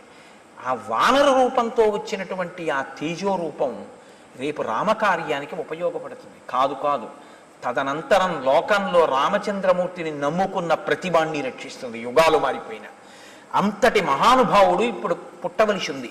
వీర్యవాన్ బుద్ధి సంపన్న తవ పుత్రో భవిష్యతి మహాసత్వో మహాతేజ మహాబల పరాక్రమ లంఘనే ప్లవనే చైవ భవిష్యతి మయా సమః. భవిష్యత్తులో నాతో సమానమైనటువంటి వేగం ఉన్నవాడు, నాతో సమానమైనటువంటి లంఘన శక్తి కలిగిన వాడు, అంటే దూకగలిగినటువంటి వాడు, అంతటి బుద్ధి పరాక్రమాలు ఉన్నటువంటి వాడు ఒక మహానుభావుడు పుట్టవలసిన అవసరం ఉంది. అందుకనమ్మా నీ యందు తేజస్సుని నిక్షేపిస్తున్నాను. ఇప్పుడు ఆ తల్లి అంతటి మహాపురుషుడికి తల్లి కావడానికి అంగీకరించింది. ఎందుకని? ఆమెకి వానర రూపం శాశ్వతం కాదు, ఆవిడ విడిచిపెట్టేస్తుంది. శాపవశాత్తు వచ్చినటువంటిది కాబట్టి కొంతకాలం తర్వాత వదిలేసి పుంజక స్థలగా వెళ్ళిపోతుంది, మళ్ళీ అప్సరసగా. వెళ్ళిపోయినా ఆవిడ కీర్తి లోకంలో శాశ్వతంగా దేనివల్ల ప్రకాశిస్తుందంటే ఆంజనేయుని తల్లిగా, ఆంజనేయ స్వామి వారి తల్లిగా అంజనాదేవి యొక్క స్వరూపం సర్వభూతముల చేత నమస్కరింపబడుతుంది. ఒక అప్సరస ఇంత నమస్కార యోగ్యతని పొందడం అసాధారణమైనటువంటి విషయం. అందుకే అంజనాదేవి తల్లిగా అంత కీర్తిని పొందుతాం. అందుకే యశస్విని అన్నారు. అమ్మా, అటువంటి బిడ్డని కడుపున పుట్టబోతున్నాడు. ఆవిడ చాలా సంతోషించి ఒక వానరాన్ని ఒక గుహలో ప్రసవించింది. నేను మీకు మనవి చేశాను ఉత్తర కాండలోంచి. పుట్టగానే హనుమ, నువ్వు సూర్యమండలానికి ఎగిరావు పండు అనుకుని సూర్యబింబాన్ని. ఆ సూర్యబింబాన్ని చెనకుతున్న సమయంలో ఇంద్రుడు నిన్ను వజ్రం పెట్టి కొట్టాడు. ఆ వజ్రపు దెబ్బకి నువ్వు పర్వత శిఖరముల మీద పడితే నీ ఎడమ దవడ సొట్టపడింది. తన వజ్రాయుధపు దెబ్బ చేత సొట్టలు పడినటువంటి హనువులు అంటే ఆ దవడలు కలిగిన వాడివి కాబట్టి నిన్ను తన గౌరవార్థం హనుమా అని పిలుస్తారు అని ఆనాడు ఇంద్రుడు అన్నాడు. ఇంద్రుడి చేత నామకరణం ఉంచబడిన వాడివి, సొట్టబడిన హనువు కలిగిన వాడివి కాబట్టి నీకు హనుమా అని పేరు వచ్చింది. ఆనాడు దేవతలందరూ నీకు వరాలు ఇచ్చారు. నీకివ్వబడినటువంటి వరాలలో చాలా చాలా గొప్ప వరం ఏమిటో తెలుసా? అశస్త్ర వజ్రతాం తాత సమరే సత్యవిక్రమ వజ్రస్య చ నిపాతేన విరుజం త్వాం సమీక్ష్య చ సహస్ర నేత్ర ప్రీతాత్మ దదౌతే వరముత్తమం. నువ్వు యుద్ధంలో ఏ అస్త్రము చేత ఏ శస్త్రము చేత నిహతుడివి కవు. నీకు దేవేంద్రుడిచ్చిన వరం నిన్ను వజ్రాయుధం కూడా ఏమీ చెయ్యలేదు. దానితో పాటు స్వచ్ఛందతశ్చ మరణంతే భూయాదితి వై ప్రభో. నీవు కోరుకుంటే వదిలిపెడతావు తప్ప శరీరాన్ని, నువ్వు శరీరం విడిచిపెడదాము అని కోరుకోకపోతే నిన్ను పడగట్టగలిగిన వాడు సమస్త భూతములలో దేవతలలో 3 లోకములలో ఎవడు లేడు. గాలిని కుంభిని అగ్ని అంబువల ఆకాశస్థలిం దిక్కులన్నంటేనే అంత అల్లరి చేశాడు హిరణ్యకశిపుడు. అసలు బ్రహ్మగారు వరం ఇచ్చారు, నీకు స్వచ్ఛంద మరణం, నువ్వు కోరుకుంటే శరీరం పడుతుంది లేకపోతే పడదన్నారు. ఇంత బలం ఉన్నాయన ఇలా దండం పెడుతూ కూర్చున్నాడు. ఏమీ ఆయన కోరుకున్నది లేదు. వాల్మీకి రామాయణం కాదు కానీ ఒక చోట హనుమ యొక్క భక్తికి ఒక మాట చెప్తారు. వాల్మీకి రామాయణం కాదు, మీరు చాలా జాగ్రత్తగా గుర్తుపెట్టుకోవాలి. కానీ అందం కోసం ఓ మాట చెప్తుంటారు. రామచంద్రమూర్తి పట్టాభిషేకం అయిపోయిన తర్వాత అందరూ అన్ని విధులు వేసుకున్నారు. నేను ఇచ్చేస్తాను. హనుమ అలా కూర్చున్నాడు. నువ్వేం చేస్తావు హనుమ అని అడిగారు రామచంద్రమూర్తి. అందరూ అన్ని పనులు తీసేసుకున్నారుగా, ఇంక నీకేం పనుంది, ఏం చేస్తావు అన్నారు. ఏదైనా పని అడిగేటప్పుడు తన బలపరాక్రమములకు సమానమైన పని అడుగుతారు తప్ప ఏదో ఒకట్ల ఎదురు ఈశ్వర సేవ చేయడానికి ఏది కావాలండి అని నడువుకి తువ్వాలు కట్టుకుని అక్కడ దేవాలయంలో బూజులు కనపడ్డాయి అనుకోండి, అయ్యా బూజుల కర్ర ఉంది ఏంటండి, రేపు నేను ఒక్కసారి వచ్చి ఇది దులిపేస్తాను, ఒక్కసారి ఈ బూజులు పట్టుంది హరిప్రసాద్ గారు దులిపించండి అండం కాదు. అయ్యా నేను రేపు వచ్చి ఓ 10 మంది ఒక్కసారి పట్టాభిషేకం వచ్చేస్తోంది కదా 15 రోజుల్లో, అది కోయిల్ ఆళ్వార్ తిరుమంజన్ ఉత్సవ్ అంటే అది కాయిక కైంకర్యం ఎంత గొప్పదో తెలుసా అండి. పెరియ పురాణంలో అప్పర్ చేశారని చెప్తుండేవారు. దానికోసం వచ్చింది కోయిల్ ఆళ్వార్ తిరుమంజన్ అన్నది. ఇప్పుడు అదేదో టికెట్ చేసేశారనుకోండి వేరే విషయం, అసలు స్వయంగా చెయ్యాలి మనిషి. ఎందుకంటే మీకు ఆలయంలో చేసేటటువంటివి కొన్ని ఉంటాయి, మీరు చేసుకునేవి కొన్ని ఉంటాయి. మీరు కొన్ని చేయడం కుదరదు, మీరు అలా దర్శనాలు చేయలేరు. బంగారు కవచం కట్టకుండగా రాముణ్ణి చూడాలనుకున్నారనుకోండి, మీ ఇంట్లో మీరు కట్టడం కుదరదు. ఎందుకంటే మీరు అంగుష్టమాత్ర విగ్రహాన్నే పూజ చేయాలి. అంగుష్టమాత్ర విగ్రహానికి కవచం ఎలా కడతారు? ఇప్పుడు బంగారు కవచం కట్టిన రాముణ్ణి చూడాలి అంటే ఒక్క దేవాలయంలో ఉన్న స్వామి బంగారు కవచం కట్టుకుంటేనే మీరు చూడాలి. చందన చర్చితుణ్ణి చూడాలి అంటే ఇక్కడ చూడాలి. మీ ఇంట్లో అంగుష్టమాత్రమూర్తికి చందనం రాస్తే ఆ సోయగం రాదు. అలాగే మీ జీవితంలో ఈశ్వరుడు మీకు ఇచ్చిన బలాన్ని ఈశ్వరుడికి ఉపయోగించాలి అంటే గొప్ప గొప్ప ఉత్సవాలు వస్తాయి. ఏదో శారదా నవరాత్రులు, శ్రీరామ పట్టాభిషేకం ఇలాంటివి వచ్చినప్పుడు ఎవరో చేయడం కాదు, భక్తులు చేసుకోవాలి. వచ్చి దేవాలయంలో తన ఇంటిని ఎలా చూసుకుంటాడో దేవాలయాన్ని అలా చూసుకోవాలి. అయ్యా వచ్చే ఆదివారం నాడు మేమందరం వచ్చి దేవాలయం అంతా తుడిచేస్తున్నాం, దులిపేస్తున్నాం అంటే నేను గొప్పకి చెప్పాను అనుకోకండి. మాకు కాకినాడ అయ్యప్ప స్వామి దేవాలయ ప్రాంగణం చాలా పెద్ద ప్రాంగణం, హరిప్రసాద్ గారికి తెలుసు. మేము పెద్ద పెద్ద ఉత్సవాలు చేసే ముందు మేము ఎవ్వరం కూడా ఏంటి కార్మికుల్ని పెట్టి ఈ పనులు చేయించాం. మేము రేపు కోయిల్ ఆళ్వార్ తిరుమంజన్ ఉత్సవ్ అని అట్టపెట్టి అక్కడ పెడతాం. 10 రూపాయల కన్నా ఎవరు వెయ్యొద్దని చెప్తాం. అందరూ తలో 10 రూపాయలు అందులో వేస్తారు. ఈ డబ్బంతా పెట్టి ముందు రోజు సాయంకాలం మా గోపాలకృష్ణ గారు చీపుళ్ళు, చాట్లు, ఆ సామాను తోమేటటువంటి పిండి, ఆ తర్వాత బూజుల కర్రలు ఇవన్నీ తెప్పిస్తారు. నా భార్య ఇంకా కొంతమంది ఆడవాళ్ళు కలిసి దేవాలయంలో వంట చేస్తారు. ఒక్క పప్పు, ఒక్క కూర, ఒక్క పచ్చడి. అందరం ఏం చేస్తా అంటే తెల్లవారేటప్పటికీ మాసిపోయిన బట్టలు కట్టుకుని తలపాగాలు చుట్టేసుకుని వచ్చి కూర్చుంటారు మగవాళ్ళు, ఆడవాళ్ళు. కొంచెం పెద్దవాళ్ళు అయితే అమ్మ మీరు దీపపు సమ్మెలన్నీ తోమేయండి, అర్చన పాత్రలన్నీ తోమేయండి, పీతాంబరం పెట్టి మెరిసిపోయేటట్టు సిద్ధం చేసేయండి. పెద్ద ఆడవాళ్ళకి వేసేస్తాం. అమ్మ కొంచెం ఓపిక ఉన్నవాళ్ళు మీరు దేవాలయం అంతా కడిగేసేయండి బ్లీచింగ్ వేసి. ఓపికన్న మగవాళ్ళు ఆలయ శిఖరాలు ఎక్కి ఆలయ శిఖరాలన్నీ శుభ్రంగా మీరు దులిపేసేయండి. వానరాలు ఎలా ఎక్కేస్తాయో అలా 8 అయ్యేటప్పటికీ ఎక్కేస్తారు దేవాలయ ప్రాంగణం అంతా. మొత్తం 100 నుంచి 150 మంది సత్సంగ కార్యకర్తలు, ఒక్కొక్కసారి 200 కూడా దాటిపోతుంటారు. మధ్యాహ్నం అయ్యేటప్పటికీ ఆలయ ప్రాంగణం అంతా ఎలా ఉంటుందంటే ఒక బూజు కనపడదు. మొత్తం ఆలయం అంతా శుభ్రం చేసి అన్నీ తోమేస్తారు. అందరూ స్నానాలు చేసేసి పొడి బట్ట కట్టుకుని వచ్చేస్తారు. మా గోపాలకృష్ణ గారు అందరికీ కూడా చక్కగా పప్పన్నం, కూర అన్నం, ఒక్క పచ్చడి, పెరుగు వేసి పెట్టేస్తారు. అందరం కలిసి ఈశ్వర సేవకులం. గురువు గారు లేరు, శిష్యుడు లేడు, గొప్పతనాల్లో తక్కువలు లేవు. అందరం కూర్చుని సహపంక్తి భోజనం. ఇవాళ ఈశ్వర సేవ చేసుకున్నాం మనం. అందరం కలిసి భోజనం చేసి అందరం కలిసి ఇంటికి వెళ్ళిపోయి విశ్రాంతి తీసుకుంటాం. ప్రతి 4 నెలలకో 5 నెలలకో మా దేవాలయాన్ని మేమే శుభ్రం చేసుకుంటాం. దేవాలయాన్ని ఎవ్వరిని శుభ్రం చేయడానికి మేము ఇవ్వం, మేమే చేస్తాం. కాయిక కైంకర్యం కింద ఆలయాన్ని శుభ్రం చేసుకుంటాం. నేను కూడా అన్నానని గొప్ప కనుకోకండి. నేను కూడా తలపాగా కట్టుకుని అమ్మవారి దేవాలయాన్ని శుభ్రం చేస్తుంటాను. ఇప్పుడు నాకు అదొక చాలా ప్రీతి, పరాశక్తి దేవాలయం అంటే. అందుకని అమ్మవారి దేవాలయం కడగడం, తొడవడం అవన్నీ చేస్తుంటాను. చిన్న చిన్న పిల్లల దగ్గర నుంచి వచ్చి చేస్తారు. అది చేసుకోవాలి. ఈశ్వర సేవయందు ఆ సంతోషం ఉండాలి. అంతేగాని నేనింత మొనగాన్ని నీ చేయడమా అనకూడదు. ఈశ్వర సేవ చేయడం అంటే పొంగిపోవాలన్నమాట. దానికి కోయిలాళ్వార్ తిరుమంజన్ అని పేరు. కాయిక కైంకర్యం చెయ్యాలి. అయా పట్టాభిషేకం వస్తోంది, రామచంద్రమూర్తి పట్టాభిషేకం 2 వారాల్లో, ఒక ఆదివారం హరిప్రసాద్ గారు బూజుల కర్రలు తెప్పించండి, మీ డబ్బులతో వద్దు, అట్టపెట్టి పెట్టండి. రూపాయి, 2 రూపాయలు, 5 రూపాయలు మేము వేస్తాం. 10 రూపాయల కన్నా మించకుండా చీపుళ్ళు అవి అన్నీ తెప్పించండి, మేము దులిపేస్తాం. ఓ పూటొచ్చి అందరూ దులిపేసి అందరం కూర్చుని చక్కగా రామనామ సంకీర్తనం వినబడుతుంటే అందరం కడుపు నిండా భోజనం చేసి వెళ్ళిపోవాలి.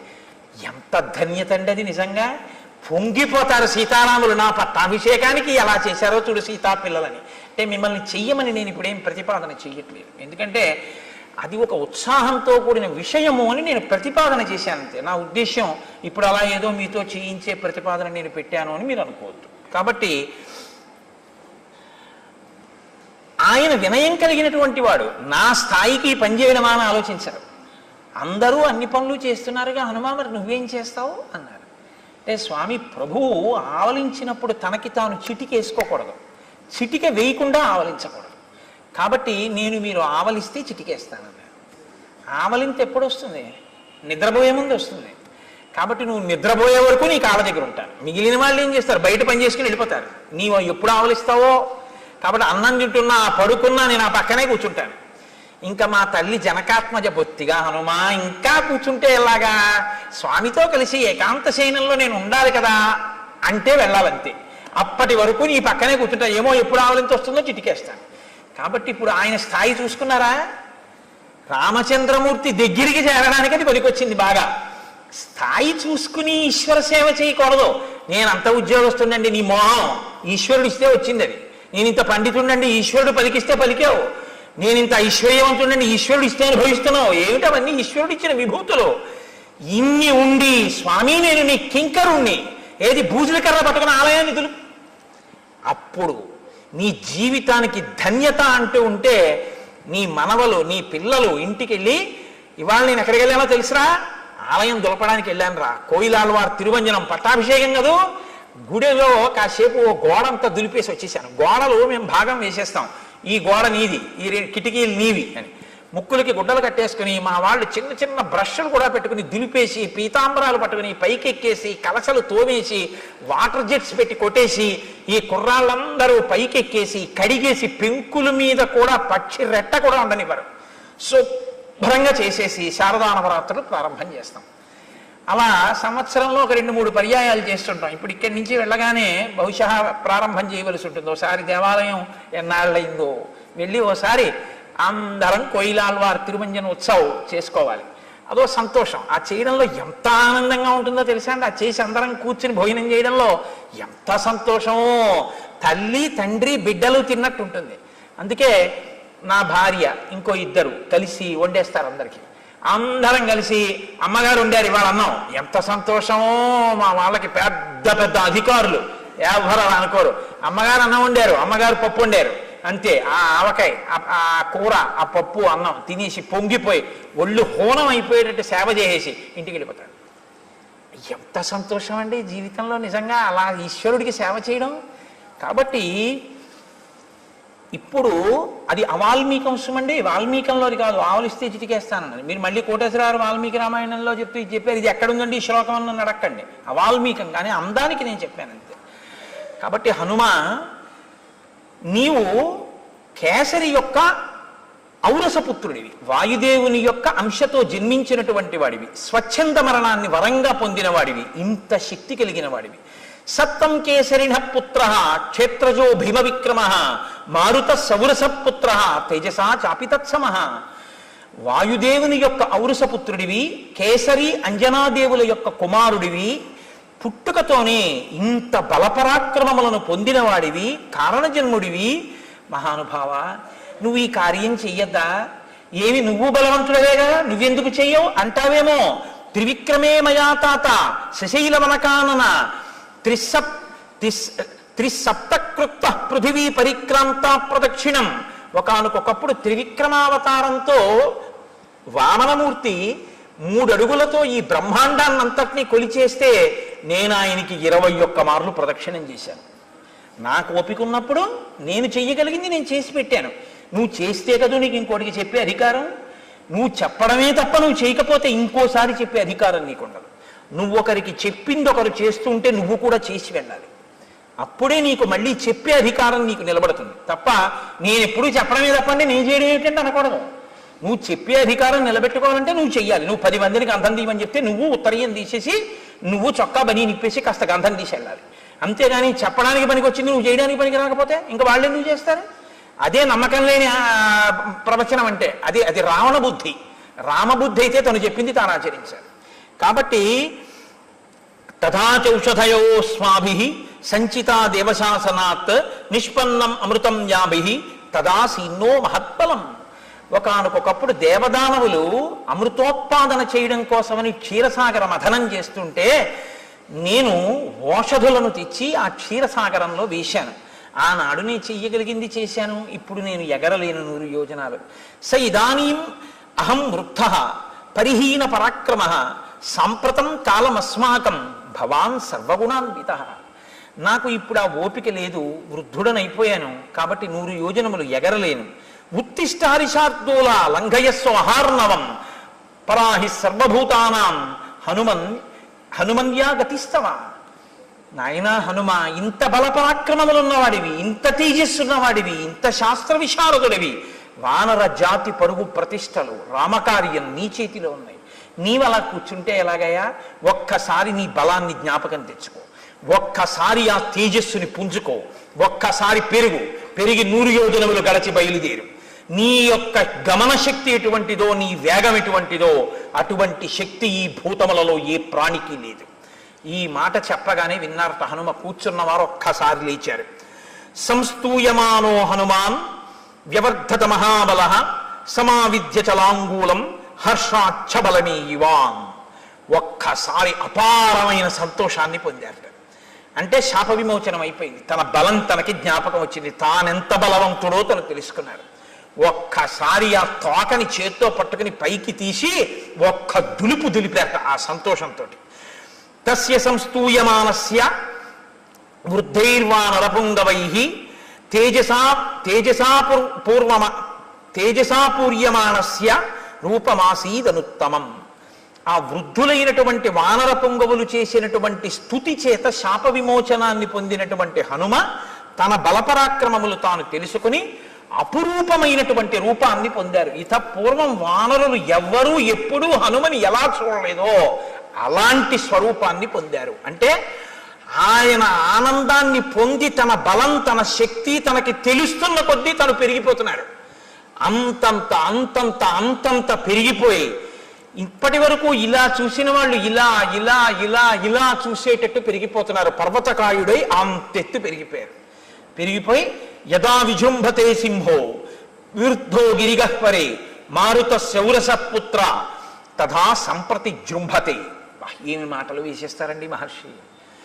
గుహలో లేచినటువంటి సింహం తెరచి ఉంచినటువంటి గుహలోంచి బయటికి వచ్చేటప్పుడు ఎలా ఉంటుందో అలా ఉన్నారట స్వామి. గుహ మూసి ఉందనుకోండి, లోపల సింహం ఎలా లేచి బయటకు వస్తుందో మీకేం కనపడదు. గుహ తెరిచి ఉంటేనే మీకు కనపడుతుంది కదండి.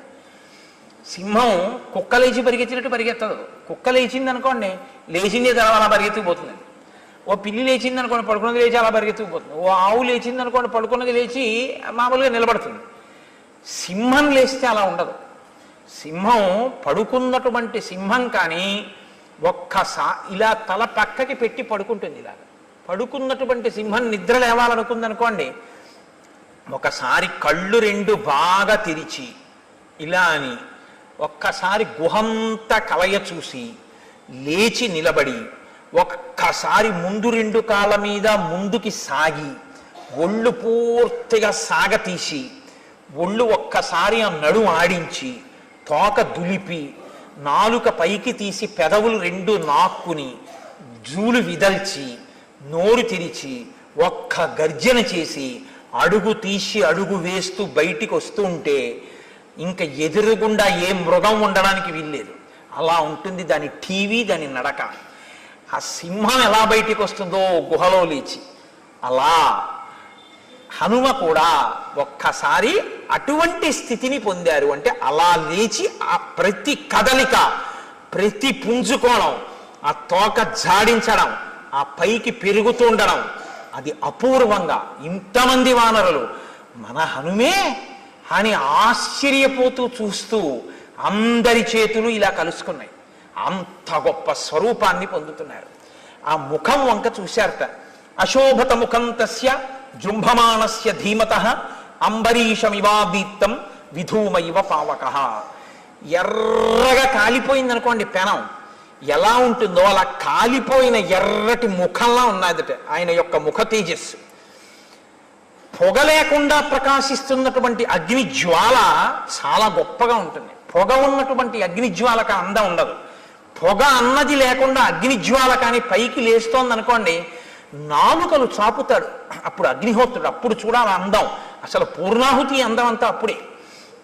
అసలు ఆ అగ్ని జ్వాల అలా లేవాలి. అంతెత్తు లేచి నాలుకలతో అందుకుంటాడు పూర్ణాహుతితో ఆయన. అంటే ఇలా నిలబడదు శిఖ, అగ్నిశిఖ నిలబడకుండా ఒక్కొక్కసారి. అందుకే పూర్ణాహుతి చేసేటప్పుడు పెద్ద అరటి దొప్ప వాడతారు. అది చూడండి, ప్రాణి బాగా పొడుగ్గా నాలుక ఉన్నటువంటి ప్రాణులు ఏం చేస్తాయంటే అంత దూరంలో ఉన్నదాన్ని చటుక్క నాలుక చాపి పట్టుకుంటాయి. అలా పూర్ణాహుతి దగ్గరికి వచ్చేటప్పటికి ఆయనే నాలుకలు చాపుతాడు. కాబట్టి ఇలా ఉన్న అగ్నిశిఖ ఇలా ఇలా ఊగుతుంది. ఊగి నాలుకలు చాపి పుచ్చుకుంటున్నాడా ఆ ఆజ్యధారని అన్నట్టుంటాడు. అలా పొగ లేకుండా పెరిగినటువంటి తేజస్సు ఎలా ఉంటుందో అలా ఉన్నట్టంటే అలా నిలబడి దీపపు ఒత్తి కాలినట్టు కాలడం కాదు, నాలుకలు కదుపుతూ అటు ఇటు ఊగుతున్న అగ్ని శిఖ ఎలా ఉంటుందో అలా ఊగుతోంది. అంటే ఇలా ఇలా శిరకంపనం చేసి ఇలా చూస్తూ ఇలా పెరిగిపోతున్నారు ఆయన. అంత పెరిగిపోతుంటే అభివాద్య హరీన్ వృద్ధాన్ హనుమాన్ ఇదమబ్రవీత్. అక్కడ ఉన్నటువంటి ఆ వానరులందరికీ, వానరుల యొక్క పెద్దలకి ఇంత పెరిగిన వారు నమస్కారం చేశారు. ఇది ఆయన వినయం.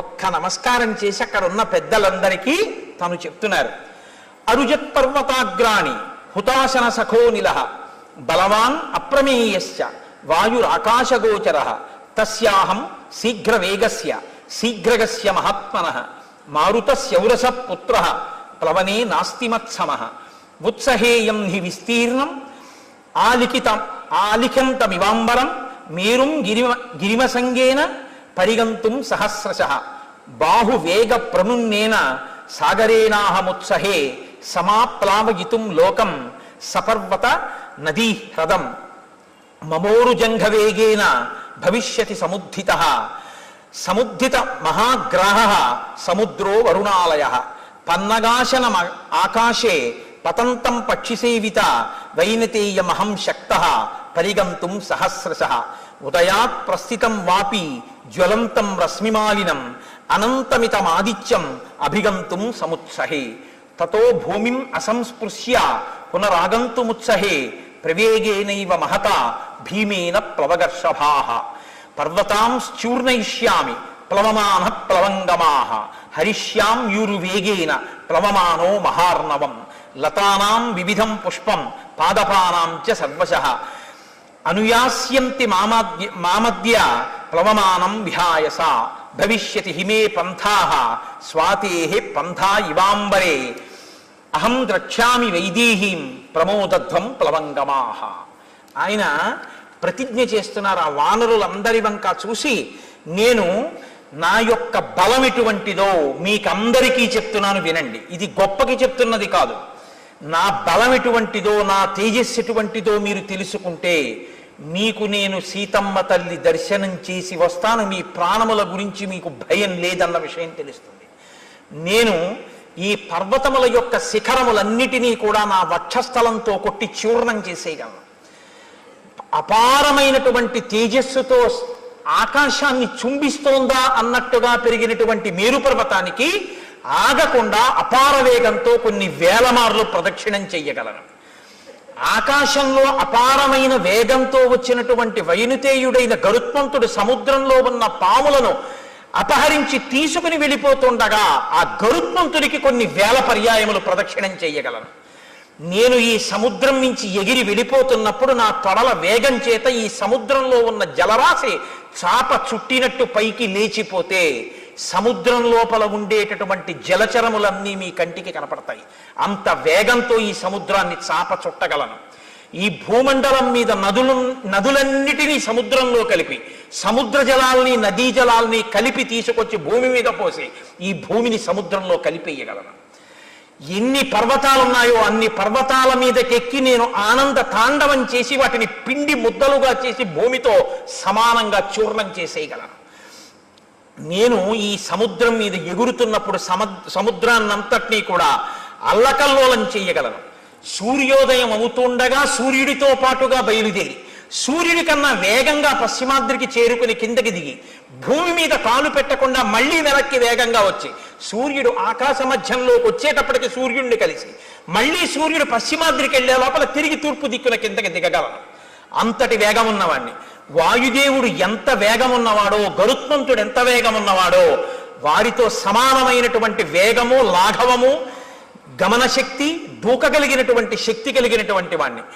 నేను ఇక్కడ నుంచి బయలుదేరి సముద్రం మీదుగా ఎగిరి వెళ్ళిపోతుంటే కొన్ని వేల సంవత్సరముల నుంచి ఈ పర్వతాల మీద పెరిగినటువంటి కూకటి వేళ్లతో ఉన్నటువంటి చెట్లని పెకల్చి నా తొడల వేగానికి నాతో పాటు సముద్రం మీదుగా తీసుకుని పోయి విడిచిపెట్టగలను. నాతో పాటు తీగలు, లతలు, పువ్వులు, చెట్లు ఎగిరి వచ్చేస్తాయి. ఏకకాలమునందు కొన్ని వేల మందిని మర్దించగలను. నేను అదృశ్యమై పైన ఆకాశంలో వెళ్ళిపోతుంటే కింద నిలబడి సమస్త ప్రాణులు నా యొక్క గమన శక్తిని చూడగలవు. నేను ఇది గొప్పకి చెప్పడం కాదు, నేను వెడుతుండగా సమస్త భూతములు చూస్తాయి నా యొక్క గమనాన్ని. నా గమన శక్తి అలా ఉంటుంది. ఇంతమంది చూస్తుండగా ఎగురుతాను. నేను ప్రయాణం చేస్తుంటే ఆకాశాన్ని నేను తాగేస్తున్నానా అన్నట్టు ఉంటుంది. అలా బయలుదేరి వెడతాను. ఆకాశంలో మెరుపు వస్తే ఎలా ఉంటుందో ఆ మెరుపు తీగ కన్నా వేగంగా మబ్బుల్లోంచి ప్రయాణం చేస్తాను. ముల్లోకములను ఆక్రమించడానికి విజృంభించినటువంటి శ్రీ మహావిష్ణువు త్రివిక్రమావతారం పొందితే ఎలా ఉంటుందో అటువంటి రూపంతో నేను ఎగరగలను. నా యొక్క తొడల వేగంతో సముద్రంలో ఉన్నటువంటి నీటినన్నింటినీ భూమి మీదకి తేగలను, నదుల మీద ఎగిరి నదుల మీద ఉన్నటువంటి నీటిని భూమి మీదకి తెచ్చి ఏకకాలంలో సముద్రాల్ని నదుల్ని ఎండింపచేస్తాను. అంతటి పరాక్రమం, అంతటి బుద్ధి, అంతటి తేజస్సు, అంతటి లాఘవం నా యందు ఉన్నాయి. నేను వెళ్ళి సీతమ్మ తల్లి దర్శనం తప్పకుండా చేస్తాను. చేసి మళ్ళీ 100 యోజనములు తిరిగొచ్చి మీ అందరికీ శుభవార్త చెప్తాను. మీ అందరూ ఆనందించండి, మీ ప్రాణాలకి భయం లేదు. సీతమ్మ తల్లి దర్శనాన్ని నేను పొందడం సర్వఖాయం. కాబట్టి మీరు సంతోషంగా ఉండండి అన్నారు. ఒక్కసారి ఆ పెరిగిపోతున్న హనుమ వంక చూశారు. ఇక్కడ నుంచి నేను బయలుదేరితే నేను పైకి ఎగరడానికి భూమిని నా పాదములతో దట్టించి పైకి లేస్తే ఏమి పరాక్రమశాలి, ఇంతకాలం మనతో ఏమి చేతకాని వాళ్లే ఉన్నాడు అని ఆ వానరులందరూ అంటున్నారు. వీరా కేసరిణ పుత్ర హనుమన్ మారుతాత్మజ జ్ఞాతీనాం విపుల శోక తయా తాత వినాశిత తవ కళ్యాణ రుచయ కపిముఖ్యా సమాగతా మంగళం కార్య సిద్ధ్యర్థం కరిష్యంతి సమాహితా. రామాలయంలో నీరాజనం ఇమ్మనండి. ఋషీణాం చ ప్రసాదేన కపివృద్ధమతేన చ గురూణాం చ ప్రసాదేన ప్లవస్యత్వం మహార్ణవం. హనుమకి కూడా కాస్త విశేషంగా ఇమ్మనండి, కర్పూరం ఎక్కువ వేసి ఇమ్మనండి. కాబట్టి ఓ వీరా కేసరిపుత్ర, నీ యొక్క ఆ ప్రయత్నాన్ని చూస్తే మేమందరం ఎంతో సంతోషిస్తున్నాం. నీకు కళ్యాణము ఘటించుగాక, మంగళము జరుగుగాక. నీవు సీతాదర్శనము చేసి వచ్చే వానర జాతి యొక్క పరువు ప్రతిష్టలను నిలబెట్టదవుగాక. రామకార్యమునందు మనము సార్థక్యము పొందడముగాక. కాబట్టి ఋషుల యొక్క అనుగ్రహంతో, పెద్దల యొక్క అనుగ్రహంతో ఏ ప్రతిబంధకం లేకుండా ఆకాశ మార్గంలో నీ ప్రయాణం జరిగి నువ్వు లంకాపట్టణం చేరి సీతమ్మ తల్లిని చూసెదవుగాక అంటుండగా స్వామి మహేంద్రగిరి పర్వత శిఖరముల మీద ఒక్కసారి అట్నుంచి ఇటు తిరిగి జూలు విదిలిస్తే ఆయన యొక్క కదలికలకి, ఆయన యొక్క నడకకి పర్వతాల యొక్క శిఖరాలు కదిలిపోతే విద్యాధరులందరూ లేచి విడిపోయారట.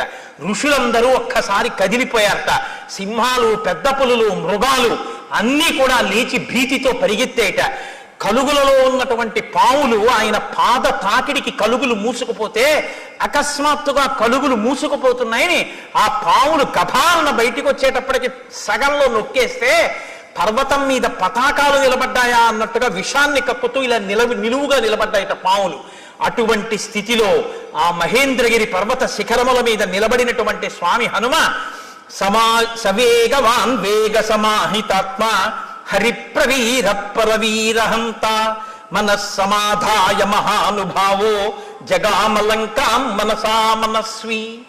ఆయన ఇంకా శరీరంతో మహేంద్రగిరి పర్వత శిఖరముల మీద ఉన్నారు, కానీ ఎప్పుడెప్పుడు లంకాపట్టణానికి వెడతానా అన్న మానసికమైన ఉత్సాహము చేత ఆయన 100 యోజనములు దాటి మనసా లంకలో ప్రవేశించినారు అని ఆయన మనోజవం, ఆయన మనసుకున్న బలంతో ఆయన ఇంకా శారీరకంగా వెళ్ళాలి, మనసుతో లంక చేరిపోయారు. అంతటి గొప్ప తేజోమూర్తి హనుమ అని హనుమ శాప విమోచనంతో పరమ మంగళప్రదమైన వార్తతో కిష్కింధకాండని పూర్తి చేస్తారు. కిష్కింధకాండ పూర్తి చేసినప్పుడు ఈ శ్లోకాన్ని హనుమ గురించి విన్న వాళ్ళకి ఇదే లభిస్తుంది అని శాస్త్రవాక్కు. ఏది ఆయన పొందారు? సవేగవాన్ వేగ సమాహితాత్మ హరిప్రవీర పరవీరహంత మనస్సమాధాయ మహానుభావో జగామలంకాం మనసా మనస్వి. ఒక్కొక్కడికి చూడండి శరీరంలో మంచి బలం ఉంటుంది, కానీ ఒరే ఈ పని చేద్దాం రా అన్నారనుకోండి, అబ్బో చేయగలమండి, కాలు జారిపోతే అంటాడు. అంటే మనసు బలహీనం. బలం ఉంటుంది కానీ వాడి బతుకంతా భయంతోనే సరిపోతుంది. ఒక్కొక్కడికి శరీర బలం ఉండదు. నిజానికి ఆయన శరీరంలో చాలా ఇబ్బందులు ఉంటాయి, కానీ ఆయన అసామాన్యమైనటువంటి పనులు చేస్తుంటాడు. ఎందుకంటే ఆయన మనసుకున్న బలం అటువంటిది. మనోజవం మరుతతుల్య వేగం. ఆ మనసుకి ఆ జవం, ఆ బలం ఉండాలి. ఆ మనోబలం ఎవడు పొందుతాడో వాడు సమస్యలకి పరిష్కారాన్ని సాధించుకోగలడు. కిష్కింధకాండ చివరలో మహర్షి మనసుతో చేరిపోయినటువంటి హనుమ యొక్క వైభవాన్ని కీర్తిస్తూ కిష్కింధకాండని పరిసమాప్తం చేశారు. రేపటి నుంచి సుందరకాండ ప్రారంభమవుతుంది. సుందరకాండ అద్భుతమైనటువంటి కాండ, ఉపాసన కాండ. అసలు స్వామి మహేంద్రగిరి పర్వత శిఖరముల మీద నించుని ఇక అక్కడి నుంచి బయలుదేరడానికి మొదలుపెట్టినటువంటి శ్లోకంలో రావణ అన్న చోట వా బీజాక్షరంతో మొదలు అత్యద్భుతమైనటువంటి కాండ, సుందరకాండే. రేపు స్వామి బయలుదేరి ఆకాశ మార్గంలో బయలుదేరడాన్ని చూపిస్తారు మహర్షి. రేపటి నుంచి సుందరకాండని సమయాన్ని సక్రమంగా వినియోగించుకోవడం కోసం 6:30కి ప్రవచన ప్రారంభమైపోతుంది. అంటే ప్రవచనానికి ముందు చేసేటటువంటి ప్రార్థనా శ్లోకాలు కూడా 6:30కి ముందు అయిపోతాయి. అంటే గురువందనం అవి 6:20కే ప్రారంభింపబడతాయి. అంటే ఎట్టి పరిస్థితుల్లో సుందరకాండ జరిగిన 7 రోజులు ఈశ్వరానుగ్రహంతో 6:31 కూడా కాకుండా జాగ్రత్త పడే ప్రయత్నం చేద్దాం. ఎందుకంటే సుందరకాండ మహాసముద్రం. అది ఎంత చెప్పుకుంటామో అంతగా మనకి సీతారామ లక్ష్మణ హనుమల యొక్క అనుగ్రహం పరిపూర్ణంగా లభిస్తుంది.